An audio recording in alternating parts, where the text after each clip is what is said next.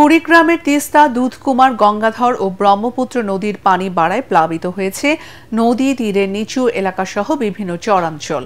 গত এক সপ্তাহ ধরে টানা বৃষ্টি ও উজানের ঢলে নদ নদীর পানি বাড়ছে। এতে তলিয়ে গেছে ঘরবাড়ি সহ ফসলি জমি। দুর্ভোগ ও ক্ষতির মুখে পড়েছে চরাঞ্চলের মানুষ। এদিকে বন্যা মোকাবেলায় প্রয়োজনীয় প্রস্তুতি রয়েছে বলে জানিয়েছে কুড়িগ্রাম পানি উন্নয়ন বোর্ড।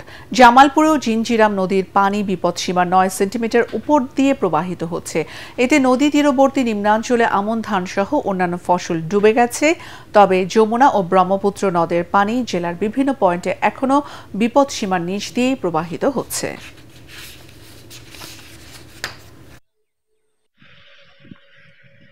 অসময়ে ভারত থেকে পানি এসে এবং প্রচুর বৃষ্টির ঢল নামে আমাদের ফান্দেরচরের মানুষ অসহায় দিন যাপন করতেছে। মানুষের যাওয়া আসার অনেক সমস্যা, মানুষ না খাওয়ার দিন কাটাইতেছে। বাড়িঘর দূর রাস্তাঘাটে পড়িয়েছে এবং লোকজন অনেক কষ্টে আছে, না খেয়ে আছে। এটা আমরা সরকারের কাছে অনুদান চাই। তিস্তা, ধরলা, দুধকুমার নদী এবং ব্রহ্মপুত্র নদের পানির সমতল বৃদ্ধি পাচ্ছে।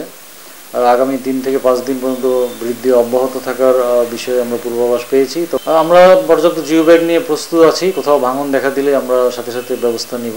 বালিবর্তী জিও ব্যাগ দ্বারা তাৎক্ষণিকভাবে আমরা ভাঙন রোধ করব।